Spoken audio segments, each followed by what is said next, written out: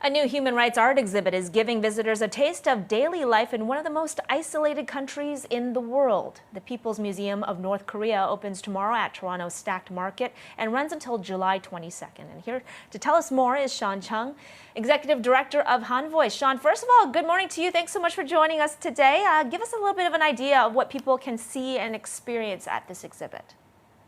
Yeah, thanks for having me, Lois. When people walk in, they'll actually be walking into a recreated North Korean living room.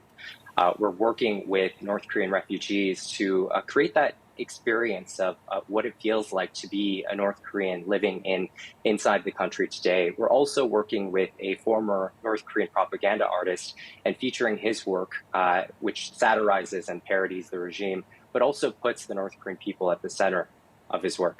Yeah, Shauna, we're just getting a look at some of these photos, and these are real photos of homes in North Korea, how people in Pyongyang, the capital, live.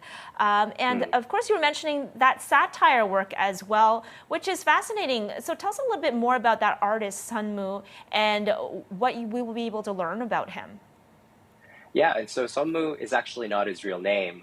He fled during the 1990s, and he still has family back home in North Korea.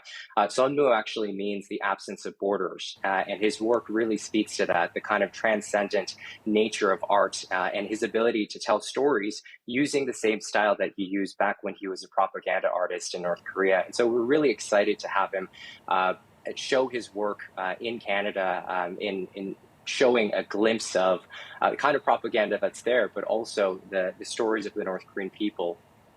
Yeah, it's really fascinating to see this kind of work too, and to see somebody who had the position that he had speaking out so boldly through his artwork. I did want to get your thoughts on the fact that this is an exhibit that will kind of show people another side of North Korea. A lot of people have these preconceived notions of how people in North Korea are living and how limited the information is that they have access to when it comes to the outside world. But that's kind of not exactly the case anymore, is it, Sean?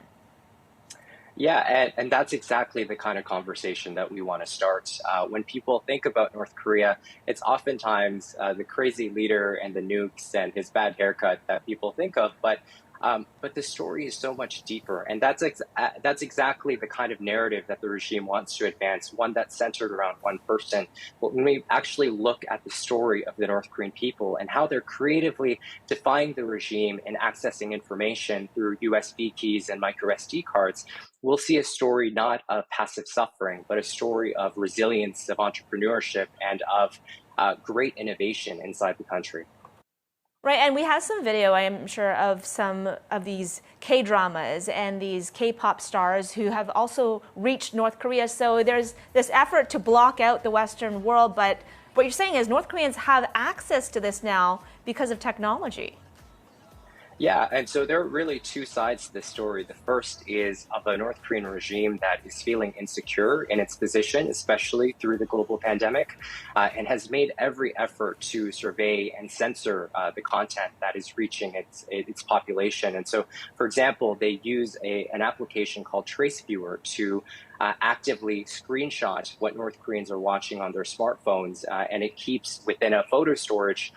It keeps all of the photos of the screenshot. So if you're a North Korean that's accessing your phone, a local police officer can come and confiscate it and look at all the things that you've watched over the course of the past week. But the other side of the story is that they're also actively defying the North Korean regime. There are a small group of hackers inside the country that are bypassing these security measures that the North Korean government has, disabling these applications and uploading content onto their smartphones so that they can watch dramas like Crash Landing on You, which is very popular in North Korea, and listen to BTS. And so there's this story.